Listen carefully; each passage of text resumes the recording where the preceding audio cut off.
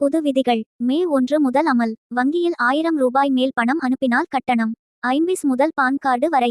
வங்கி minimum balance, PAN card KYC, IMPS பண பரிவர்த்தனை மற்றும் கிரெடிட் கார்டுகளுக்கான புதிய கட்டணம் என்று மே 1ஆம் தேதி முதல் புதிய விதிகள் அமலுக்கு வர இருக்கின்றன.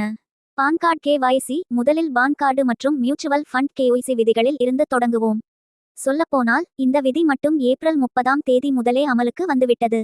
மியூச்சுவல் ஃபண்ட் கணக்கை தொடங்கும்போது அதில் கொடுக்கப்படும் உங்களது பெயர் பான் கார்டில் இருக்கும் பெயரோடு ஒத்துப்போக வேண்டும். இல்லையென்றால் உங்களது மியூச்சுவல் ஃபண்ட் கணக்கு நிகாரிக்கப்படும். அதேபோல பிறந்த தேதியும் சரியாக இருக்க வேண்டும். யூனிபார்ம் கேஒய்சி விதிகளின்படி இது அமலுக்கு வந்துள்ளது.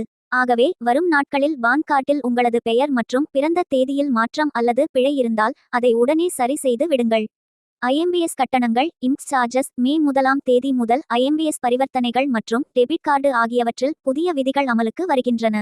ஆகவே மே 1ஆம் தேதிக்கு பிறகு ஐஎம்பிஎஸ் மூலம் 1000 பைசாக்கும் கீழ் பணம் அனுப்பினால் ரூபாய் 2.50 கட்டணம் வசூலிக்கப்படும்.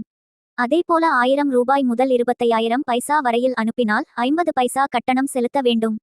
மேலும் 25,000 ரூபாய் முதல் 5 லட்சம் ரூபாய் வரையில் பணம் அனுப்பினால் 15 ரூபாய் கட்டணமாக வசூலிக்கப்படும். டெபிட் கார்டு வருடாந்திர கட்டணமாக 200 ரூபாய் வசூலிக்கப்படும். அதுவே கிராமப்புறங்களில் 90 ரூபாய் ஆக எடுத்துக் கொள்ளப்படும். இந்த விதிகள் ஐசிஐசிஐ வங்கி வாடிக்கையாளர்களுக்கு மட்டுமே பொருந்தும்.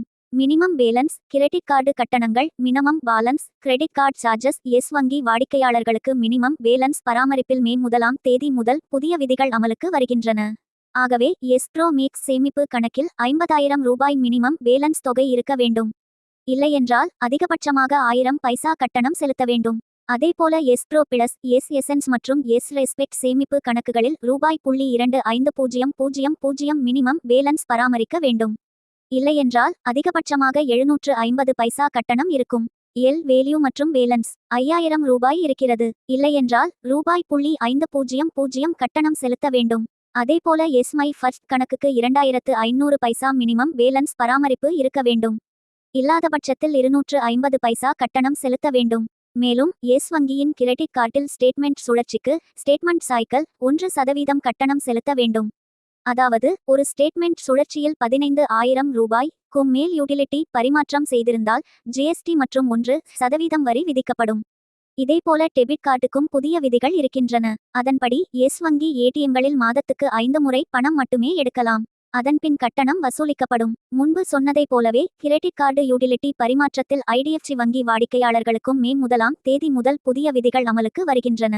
இந்த விதியின்படி யூட்டிலிட்டி பரிமாற்றம் 20,000 பைசாக்கும் மேல் சென்றால் 18% ஜிஎஸ்டி மற்றும் 1% வரி செலுத்த வேண்டி இருக்கும்.